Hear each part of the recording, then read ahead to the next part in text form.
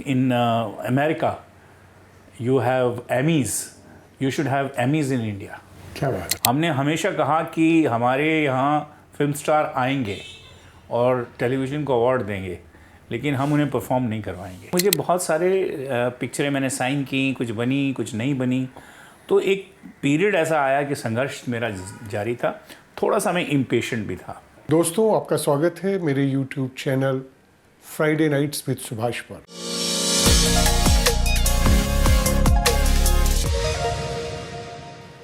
हम जहाँ खड़े हो जाते हैं लाइन वहीं से शुरू होती है। किरण, ये वन लाइनर जब आप सुनते हैं तो आपके दिमाग में उस एक्टर की इमेज आ जाती है, आप पहचान जाते हैं कि वो एक्टर कौन है। सास भी कभी बहू थी, सीरियल, इस तरह के बहुत से सीरियल जो टीवी पे आते हैं, उन लोगों को आप देखते हैं, पसंद करते हैं और आप उन सब कैरेक्टर्स को अपने फैमिली का मेंबर समझते हैं। वो आपको खुशी देते हैं, आपके चेहरे पे मुस्कुराहट देते हैं, लेकिन आपने कभी सोचा कि उनके चेहरे पे मुस्कुराहट कैसे आएगी?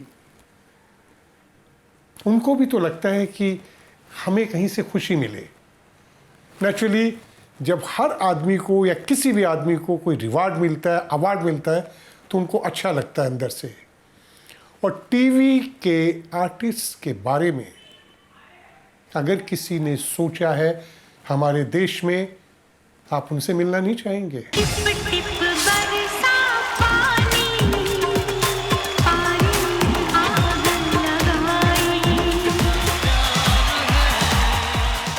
उन्होंने टीवी के सभी आर्टिस्टों को वो खुशी दी है, मुस्कुराहट दी है जिसके वो हकदार हैं।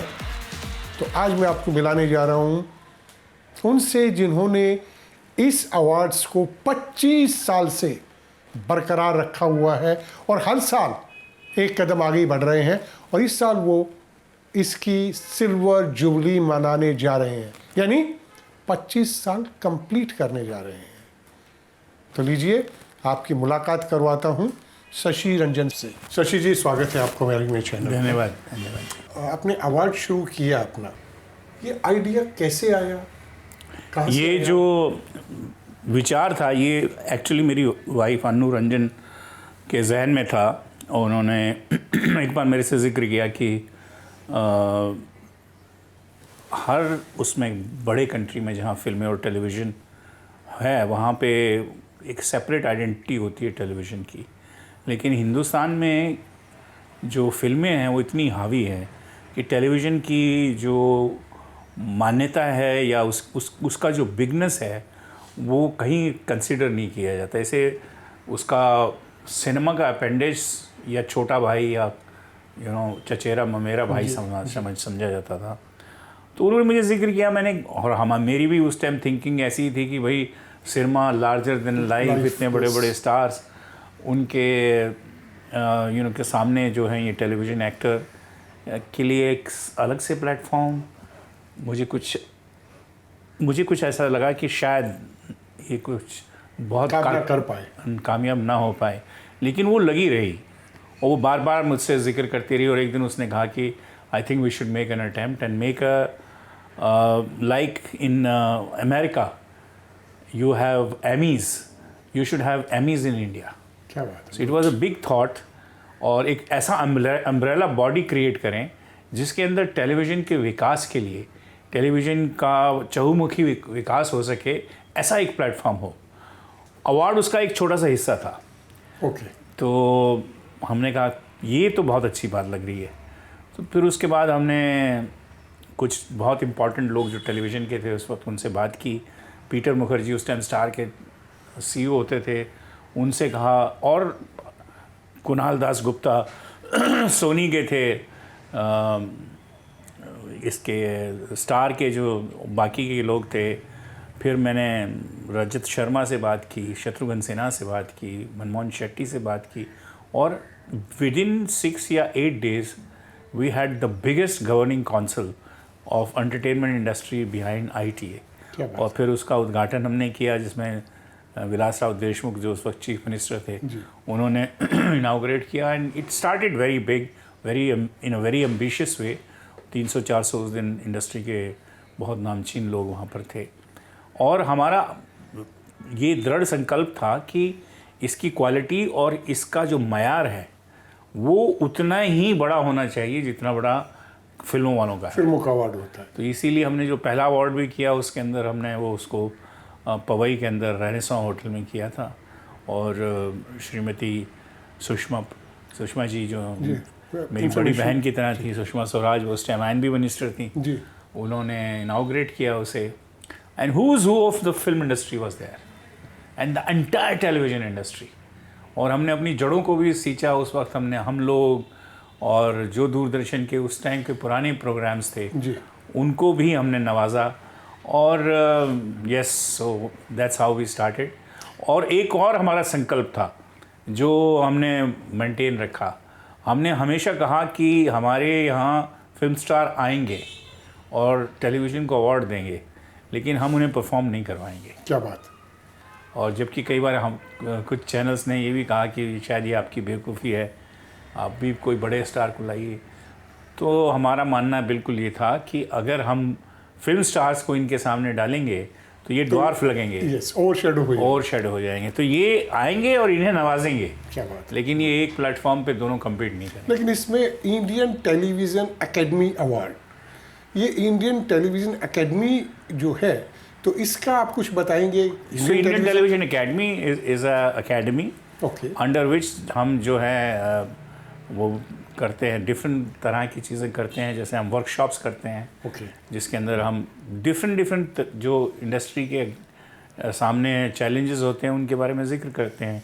हमने 2-3 बार सेमिनार्स किए हैं बहुत बड़े, टीआरपी से लेके हर तरह की चर्चा उसमें करते हैं कि पूरी इंडस्ट्री एक छत के नीचे आती है तो हर तरह की चर्चा होती है, हर तरह की बातें होती हैं। उसके अलावा इंडस्ट्री को कैसे बेनिफिट किया जा सकता है इन टर्म्स ऑफ वर्कर्स और एनीथिंग। सो एकेडमी का काम ये है जी। और ये सिर्फ जैसे आपने कहा कि उनको खुश अवार्ड से हम खुश नहीं करते हैं। हमारा फोकस है कि किस तरह से हम टैलेंट को आगे उभार सकें।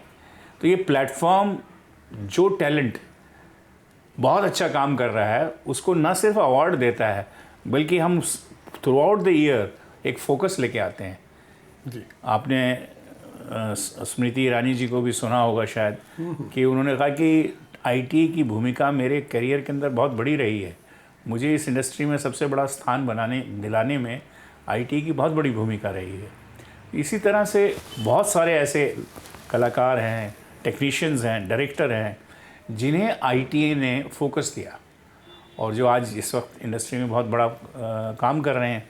तो आईटी अवार्ड नहीं है, अवार्ड तो ठीक है, अच्छी चीज़ है। लेकिन मेरा मानना ये था शशि जी, अवार्ड का लिटरेरी मीनिंग नहीं होता। अगर 10 लोग काम कर रहे हैं तो उनमें एक कॉम्पिटिटिव एक अंदर से स्पिरिट आती है ना। तो अगर किसी एक को अवार्ड मिलता है तो नेक्स्ट टाइम वो दूसरे वाला आदमी सोचेगा। और कोई बहुत अच्छा काम करने वाले को अगर कोई अवार्ड मिलता है तो वो becomes a kind of a mark कि भाई आप अगर ऐसा काम करेंगे तो आपको मिलेगा।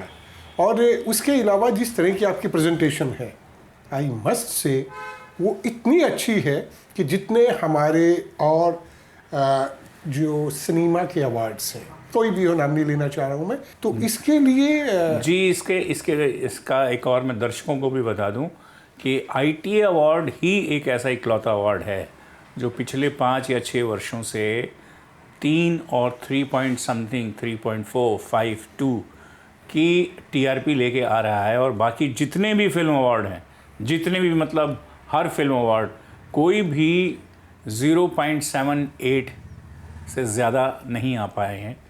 तो आई थिंक ये हमारा एक कनेक्ट है ऑडियंस के साथ। Congratulations, Shashi ji. It's a big deal. Very big deal. It's a very big deal. Because everybody in India, they want to see the film star. और आपने टीवी स्टार्स को bigger than life बना दिया। Yes, 3 point is huge. Yeah, it's too much. आज की date में 3 point something होना बहुत बड़ी बात है। और हमारे गॉड इज़ काइंड कि पिछले 4-5 साल से हम उसी नंबर पे अटके हुए हैं। गॉड तो काइंड है, लेकिन शशि जी जितना मैं आपके बारे में जानता हूँ थोड़ा बहुत, आपका इस अवार्ड में जो आपकी पूरी जर्नी रही है कहाँ से जर्नी आपकी शुरू हुई? हरियाणा के भिवानी को मैं जानता हूँ, मैं भी वहाँ से रोहतक से हूँ, लेकिन भिवानी को मैंने बचपन से देखा है। एक किस्म का कस्बा भी नहीं कहूँगा, बहुत ही वो जगह थी। वहाँ से उठे, आपके फादर जो हैं बहुत बड़े एजुकेशनिस्ट, जिनका इस लाइन से कोई लेना देना नहीं था जी। वहाँ से एक सपना देखा शशि रंजन ने, और मैं कहता हूँ कि FTII से लेके और फिल्म में एक्टिंग से लेके डायरेक्शन से लेके इवन आपने बहुत सी फिल्में प्रोड्यूस की जी। तो ये तो ऊपर वाले का तो है ही, लेकिन आपका इसके पीछे कैसे स्टेप बाय स्टेप चलते रहे या कैसे क्या? देखिए क्या है, ये थोड़ा सा ये था कि सर पे कफन बांध के आए थे हम वहाँ से, और चूंकि मैं भिवानी से था तो हमारा तो कोई ताल्लुक़ नहीं, कोई किसी को जानते नहीं थे। बल्कि आपको यकीन नहीं होगा कि पिछले जब हम आए यहाँ पे स्ट्रगल करने के लिए, मैं जब FTI से डिप्लोमा करके आया तो हमें 1.5-2 साल तो लगा ये कि किसका ऑफिस कहाँ है, बिकॉज हमारा कोई जान पहचान का ही नहीं था। कोई बोला वहाँ चले जाओ, आगे जाके वहाँ प्रकाश मेहरा का ऑफिस है। अब वॉक करते करते जा रहे हैं, क्योंकि टैक्सी के तो पैसे नहीं होते थे, तो वॉक कभी कभी 6-6 किलोमीटर चले जाते थे। बोला नहीं वो यहाँ था, अभी तो कहीं और चला गया वो। तो ऐसे धक्के खाते रहते थे हम। तो एक ज़रूरत थी, रोज़ी रोटी भी आपको चाहिए थी शहर के अंदर, तो बस जो मिला सामने उसको करते गए। और ये था कि वापस नहीं जाऊंगा भिवानी, ये मैंने सोच के आया था। क्योंकि आप जैसे जानते हैं कि मेरे फादर एजुकेशनिस्ट थे, लेकिन हमारे ताल्लुकात जो थे चौधरी बंसी लाल की फैमिली से बहुत अच्छे थे। उनकी फैमिली मुझे बहुत पसंद करती थी, चौधरी बंसी लाल स्वयं बहुत पसंद करते थे। और वो बहुत अनहैप्पी थे कि मैं एक्टर बनने जा रहा हूँ। वो बोलते थे तो 2-4 साल रुक जा, फिर तेरे को MLA बना देंगे यहाँ पे। तो मैं बोलता बाबूजी मुझे एक्टर बनना है। बोला भांड मरासी में क्या करेगा जाके तुम।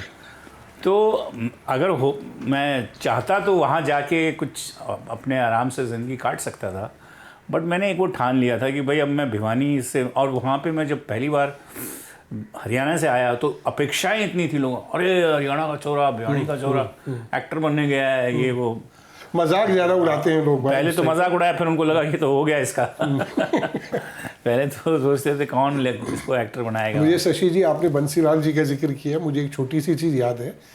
बहुत पहले टीचर्स ने हरियाणा में स्ट्राइक कर दी थी। उन दिनों चीफ मिनिस्टर थे बंसीलाल जी, तो मेरे फादर वहाँ चरखी दादरी में थे प्रिंसिपल।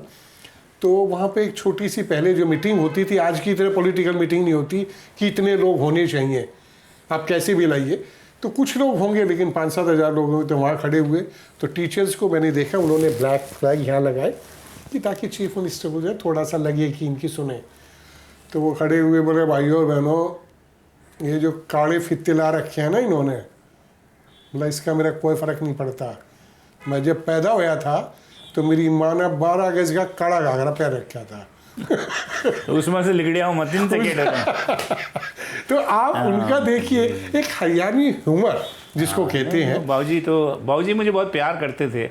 और मुझे याद है कि मैं जब पास आउट कर गया जी और बॉम्बे में आ गया, तो उस वक्त डिफेंस मिनिस्टर थे वो, और दिल्ली में मैं उनकी कोठी पे मिलने गया उनसे। तो मैं और सुरेंद्र बैठे हुए थे, तो बोले बाबूजी तो आपने इंडिया टुडे बड़ा पॉपुलर, बहुत पॉपुलर, तो सारे पॉलिटिशियन घर में इंडिया टुडे तो होता था। तो उसके बैक पेज पे मेरा एक रेमंड का ऐड की फ़ोटो थी। अच्छा, क्या बात है, वाह। तो सुरेंद्र बड़ा खुश था, बोला बाबूजी शशि ने जो है ना, ये तो वहाँ इसकी फ़ोटो आने लगी। बोला कहाँ पे आती हैं इसकी? बोला इंडिया टुडे। बोला इंडिया टुडे में? तो उन्होंने देखा ऐसे, और देखा कि उसमें मैं एक सूट में एक लड़की के साथ खड़ा हुआ हूँ पेड़ के पास। तो बोले यार ये तो बहुत बढ़िया है, तो बहुत सोना लग गया, सुथरा लग गया तू तो इसमें। तो ये मैंने बताया ना पैसे मिले हैं इनके। मैं कहा हाँ बाबूजी, इनके मुझे उन्होंने 10,000 रुपये दिए। 10,000 फोटो खिंचाने के? मैं कहा हाँ जी। और बोला ये सूट? मैं कहा जी सूट भी मेरा। तो ऐसे 2 मिनट रख के बोला एक काम करिए, अगली बार एक कांबड़ की ऐड करिए, पीछे तू अगली कांबड़ मैंने दे दिए। और 10,000 की जो बात कर रहे हैं, उस वक्त पे 10,000 बहुत बड़ी, हाँ बहुत बड़ी रकम होती थी। लेकिन इसी के साथ एक चीज़ जुड़ी हुई है कि आप FTI में आप एडमिशन हुआ जी। एक तो FTI में एडमिशन होने का मतलब उस वक्त पे ये था कि किसी की लॉटरी निकल आई। जी जी। दूसरा FTI में जो आपके साथ उस बैच में कहिए या उस टाइम पे जितने भी लोग थे, हाँ, सब स्टार थे वो। सब आज के टाइम में स्टार है। और अगर आपकी पर्सनली बात की जाए तो आप उस टाइम हॉलीवुड के एक्टर लगते थे इंडिया। अभी भी लगता हूँ। नहीं, हॉलीवुड के एक्टर लगते हैं अभी भी, आप कोई डाउट नहीं। लेकिन उस सब चीज़ के अंदर और आज तक जो मैं समझ पा रहा हूँ कि उन सब लोगों से आज भी आपके बहुत अच्छे रिलेशंस हैं। जी जी, हमारी जर्नी के हिस्सा रहे हैं वो सब के सब। और मैं जो एक्टिंग छोड़ी मैंने, वो मेरा एक डिसाइसिव वो डिसीजन था जी। ऐसा नहीं था कि मैंने अरे नहीं अब हुआ क्या कि मैं जब आया इंस्टीट्यूट से तो मुझे जीपीसीपी ने साइन किया। एक पिक्चर थी एहसास, जो नए लड़कियों के साथ बन रही थी। उसमें राकेश बेदी था, मनमोहन सिंह नया कैमरामैन था, सुरेंद्र सूरी डायरेक्टर थे इंस्टीट्यूट के, लड़की सिर्फ बाहर की थी, बाकी सब इंस्टीट्यूट के लोग थे। तो मुझे साइन किया उन्होंने एज ए हीरो, और कुछ इंटरनल पॉलिटिक्स की वजह से 6 महीने के बाद मुझे ड्रॉप किया उस पिक्चर से, और कोई नया लड़का लिया। और वो लड़का कश्मीर का था। पिक्चर कंप्लीट होने से पहले कुछ मानसिक प्रॉब्लम थी, वो छोड़ छाड़ के भाग गया। और इनको मेरे पास वापस आना पड़ा कि इसकी डबिंग अगर करनी है तो शशि कर सकता है, बिकॉज एक तो उसकी वॉइस यंग है, दूसरा स्क्रिप्ट जितना उसने पढ़ा है 6 महीने में उससे बेहतर कोई जानता नहीं है। क्या बात है, अरे हीरो ले रहे थे और डबिंग आर्टिस्ट। सो मैंने उसमें कहा मैंने कहा तो मुझे बड़ा, मैंने कहा मैं तो तुमको देखूंगा भी नहीं, शक्ल भी नहीं देखना चाहता। तो ये सारे मेरे दोस्त जो डायरेक्टर थे उसके फिल्म के, वो बोले शशि तू ऐसा कर, इनको सबक सिखाने के लिए यही है कि तू इनको बोल, जो तू पैसा बोल इनको 4 गुना ज़्यादा बोल। मैं बोला नहीं, इससे मेरी संतुष्टि नहीं होगी, मुझे पहला टाइटल पिक्चर के अंदर मेरा थैंक्स मुझे आना चाहिए। क्या बात हुआ। तो बोले ये आप बात करो। मैंने किया तो मुझे याद है उस ज़माने में डबिंग करने का कोई 5-6 हज़ार रुपये लोग लेते थे। मैंने सुरेश सिप्पी को जाके कहा कि मैं 50,000 रुपये लूँगा। What are you talking? You are trying to 50,000 हमारे हीरो 11-12 हज़ार में था वो। अच्छा। मैं बोला you want to take me, otherwise I'm not a dubbing artist, I will not do it। बोला no, it's okay, will not do it। मैं छूट गया। फिर 2-3 दिन घूमते रहे, ट्राई किए उन्होंने वॉइसेस। अब जितने डबिंग आर्टिस्ट होते हैं तो आपको एक लव स्टोरी थी एक 20-21 साल के लड़के की, तो आवाज़ और वो सारी चीज़ें जो हैं वो नहीं मैच होती हैं। और सबसे बड़ी बात ये थी आपकी एक्टिंग की बैकग्राउंड। हाँ, एक्टिंग की बैकग्राउंड थी और मुझे स्क्रिप्ट याद था जी, बाई हार्ट था, क्योंकि 6 महीने मैं रोज़ यही करता था। राइट। तो फिर घूम फिर के वो आ गए और मुझे उन्होंने को 35,000 दिया, plus my first title was our sincere thank to Shashi Ranjan. क्या बात, voice of Parvez by Shashi Ranjan. क्या बात हुआ। बहुत वो टाइटल से पिक्चर शुरू होती है। और मैं अपने दर्शकों को बता दूं कि जीपी सिप्पी वो प्रोड्यूसर हैं जिन्होंने शोले के बाद ये पिक्चर बनी थी। आप बताइए, जिन्होंने शोले को बनाया हो। जो मैं कहना चाह रहा था कि मुझे बहुत सारे पिक्चरें मैंने साइन की, कुछ बनी कुछ नहीं बनी, तो एक पीरियड ऐसा आया कि संघर्ष मेरा जारी था, थोड़ा सा मैं इम्पेशेंट भी था, और मुझे ये लगा कि मैं हर सुबह उठ के किसी दूसरे की यस के लिए इंतज़ार नहीं कर सकता, कि मेरी ज़िंदगी का पूरा जो वो है वो इसी बात पे मुनस्सर है कि कोई सुबह मुझे कहे कि हाँ मैं तुझे ले रहा हूँ। तो ये मेरी ज़िंदगी तो कोई और चला रहा है, मैं तो नहीं चला रहा हूँ। ठीक है। तो मैंने एक दिन डिसाइड किया कि अब मैं एक्टर नहीं हूँ, अब मैं एक्टिंग नहीं करूँगा। It's a big decision. और it took me I think 2-3 days मैं सोया नहीं। जो आदमी भिवानी से चल के आया हो, FTI किया हो, उसके लिए कितनी बड़ी बात है। ये भी लगता था कि लोग कहेंगे कि ये फेलियर है इसलिए भाग गया है यहाँ से। तो मैंने कहा नहीं, ये नहीं, मुझे लगता है कि मैं कुछ और भी कर सकता हूँ। हाँ, एक्टिंग के अलावा फिल्म इंडस्ट्री में रह के कुछ और भी कर सकता हूँ। तो वो जब मेरे में clarity I, I started telling everybody I am not an actor. तो हंसते थे पहले तो लोग, बोला कि अब ये रोल नहीं मिलेगा, जब मिले। और देखिए नियति क्या चीज़ होती है उसके बाद वो, और मुझे मालूम था कि पूरी ज़िंदगी यही होने वाला है कि कभी रोल मिल जाएगा, कभी नहीं मिलेगा, कभी छोटा मिलेगा, कभी बड़ा मिलेगा, लेकिन मुझे मालूम नहीं मैं कब बड़ा हो पाऊँगा। और मुझे वो रोज़ चिक छोटे छोटे रोल और ये वो करने में मुझे बिल्कुल इंटरेस्ट नहीं था। I wanted to be the rider of my destiny. और उसके बाद मुझे यही हुआ, पहलाज नेलानी और कई प्रोड्यूसर्स ने बहुत रोल मुझे ऑफ़र किए, and I refuse. I said don't want to do that, I am not an actor. और जब टेलीविज़न शुरू हुआ तब तो मेरे पीछे इतने लोग पड़े, because I was an actor, trained actor, I use to look good, तो बोले यार तेरे लिए ये कर देते हैं, वो करते हैं। आई सेड ये मैं एक बार घुस गया तो फिर वही हो जाएगा, उसी ट्रैप में उसी ट्रैप में फिर आ जाऊँगा, फिर 1-2 साल कुछ चलेगा, फिर कुछ हो जाएगा। अब मुझे नहीं करना है ना। That's how I started doing direction. I started television very early. मुझे सबसे पहले एहसास था कि टेलीविज़न यहाँ पर बहुत बड़ा होगा, और मैंने हिंदुजाज के केबल नेटवर्क थे उस टाइम पे, इन मुंबई, इन दिल्ली, इन कलकत्ता, ऐसे उन्होंने केबल नेटवर्क शुरू किए काफ़ी। तो मेरी मुलाकात हुई वहाँ पे, और उन्होंने कहा कि भाई हम आपको 2 घंटे की प्रोग्रामिंग एवरी डे 2 आवर्स देंगे। क्या बात है। एक घंटे का तो उनका चैनल प्रेजेंटेशन होता था कि पूरे दिन के प्रोग्राम, जैसे आपके दूरदर्शन पे आते थे ना, जी जी जी। वो किसी सेलिब्रिटी के साथ करना था। फिर उन्होंने कहा कि आप डॉक्यूमेंट्री बनाइए शहरों पे, हिंदुस्तान के, लखनऊ पे, दिल्ली पे, मुंबई पे, ऐसे। मुझे ये बहुत एक्साइटिंग लगा, और मैंने वो लिया। It was a very big contract for 1 year, and I did documentaries, I did a lot of television, and I never looked back. And I had a company of television, and then I started doing talk show. I was the first man to start talk show in India. Yeah. That too with Shatrughan Sinha. Yeah. जो जी पे आया और star पे चला, ये जहाँ shotgun से- show. जहाँ से शत्रुघ्न सिन्हा साहब का डायलॉग आज भी जो है उसी से जाना जाता है। जी, तो वो शॉटगन शो बहुत कामयाब हुआ, और उसके बाद मैंने I think I did some 8 or 10 talk shows, because मुझे फिक्शन जो टेलीविज़न पे था वो आज तक मुझे समझ नहीं आता और मुझे पसंद नहीं था। और क्या था कि ये जो जिस तरह की कहानियों के लिए इंसिस्ट किया जाता था, that was not my temperament. So I did lot of non fiction. I think nearly 2000 hour of non fiction on television. क्या बात है। I produced and directed, Very and then picture मेरी डीएनए में थे। मैंने 92 में सियासत फिल्म बनाई, जैसे मैंने प्रोड्यूस भी किया। सुखवन ढड्डा डायरेक्टर थे उसके, एक चादर मैली से के जो थे, कुमार गौरव, किमी काटकर, शक्ति कपूर। मेरी वो as an actor last film थी। अच्छी। उसके बाद फिर मैंने एक्टिंग भी नहीं की। एंकर बहुत किए मैंने शो। एक मैं शो एंकर करता था जी पे, मेकिंग ऑफ ए लेजेंड, जिसमें मैंने तकरीबन 60 living legends of film industry उनसे बातचीत की, और I think it was one of the most popular show of Zee. And मैंने ये इंसिस्ट किया कि प्लीज़ इन लोगों के साथ आप बनाइए। तो बोलते थे तुम शाहरुख वाहरुख सबको जानते हो, इनके साथ करो। मैं कहा ये तो 40 साल रहेंगे, पर जिन लोगों की बात मैं कर रहा हूँ हाँ, वो शायद ना रहे हैं अभी। बिल्कुल ठीक है। हाँ। और तो इसीलिए वहाँ पे उसमें के.एन. सिंह साहब, साहिर साहब, आनंद बख्शी,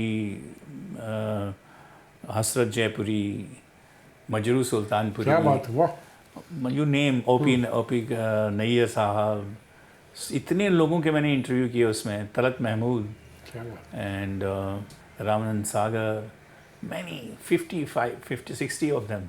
क्या बात। एंड तो वो सब अभी कहाँ कवि देखने प्रदीप, को? ये सब कुछ यूट्यूब पे हैं, कुछ जी के पास हैं।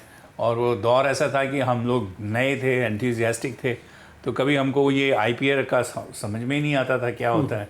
तो राइट सारे जी के पास हैं, ओह, नहीं तो मैं उसी से करोड़पति होता। वही मैं कह रहा हूँ कि जो आपने नाम लिया के.एन. सिंह साहब, और मतलब मैं और उसमें से कम 30 लोगों का इंटरव्यू, वो लास्ट इंटरव्यू था उनकी लाइफ का। जैसे कवि प्रदीप, यस यस। केदार शर्मा साहब, आपने अरे, सुना क्या होगा बात उनका है, नाम, केदार बहुत बड़े शर्मा जी, बहुत- किसी ज़माने के अरे, डायरेक्टर, बहुत- प्रोड्यूसर थे, एक्टर थे। उन्होंने तो शायद राज कपूर साहब को भी। जी, राज कपूर और बावरे नैन, उनकी फिल्म, उन्होंने रोशन साहब को भी ब्रेक दिया। अरे अच्छा। तो या ही वाज अ लेजेंड। तो ऐसे ऐसे लेजेंड्स के साथ मैंने ये मेकिंग ऑफ ए लेजेंड किया। फिर मेरे फादर जो थे, चूँकि उर्दू के राइटर थे, तो मुझे विरसे में थोड़ी सी उर्दू की समझ मिली, और मुझे हमेशा कहा करते थे कि अगर तुम्हें कभी ज़िंदगी में मौका मिले तो तुम उर्दू की खिदमत ज़रूर करना। तो मैंने एक प्रोग्राम बनाया, बातें उर्दू की, जिसे मैं एंकर करता था। और कौन से उसमें चैनल के लिए था ये? ये था जी के लिए, जी के लिए। अच्छा। ये जी उर्दू एक उन्होंने चैनल हाँ, नया शुरू किया था पहले। शुरू किया था। उसका ये सबसे इम्पोर्टेंट प्रोग्राम था। तो उसमें मैंने उर्दू अदब से जुड़े हुए शायर, कहानीकार और जितने भी अदीब उर्दू ज़ुबान से जुड़े हुए थे पूरे हिंदुस्तान के, उनके साथ मैंने कुछ 52 एपिसोड किए। तो it was a long television journey. और फिर फिल्में बीच बीच में जब भी कुछ मुझे एक्साइट करता गया, मैं पिक्चरें भी बनाई मैंने। मैं तो एफटीआई के अंदर टेलीविज़न की उसके लिए गया था। वहाँ तो अंदर घुसते ही आदमी को एक अजीब, इतना खूबसूरत एम्बियंस है वहाँ पे एक पेड़ है आपका जिसमें कहते हैं कि विजडम ट्री। विजडम ट्री, यहाँ पे टीवी वाले नहीं बैठ सकते, यहाँ सिर्फ फिल्म वाले बैठे। ऋत्विक घटक बैठते थे वहाँ पे। जी जी जी जी। मैं आपको बताऊं कि मैं एक्टर बना विनोद खन्ना की वजह से। ओह क्या बात। मुझे विनोद खन्ना बहुत अच्छा लगता था। मैं नहीं, वो हमेशा बोलते थे लोग, once an actor always an actor. Yes. और जनरली लोग ये बोलते हैं अरे इसको काम वाम मिलता नहीं इसलिए बातें करता है। मेरी 2 पिक्चरों की अगर आप टेक्निकल कास्ट सुने तो गिर जाएंगे। आज की डेट की 20 करोड़ की कास्ट है वो। क्या बात। मेरा एडिटर होता था डेविड धवन, वाह, मेरा कैमरामैन होता था विनोद प्रधान, क्या बात है, वाह। और मेरा साउंड रिकॉर्डिस्ट होता था राकेश रंजन।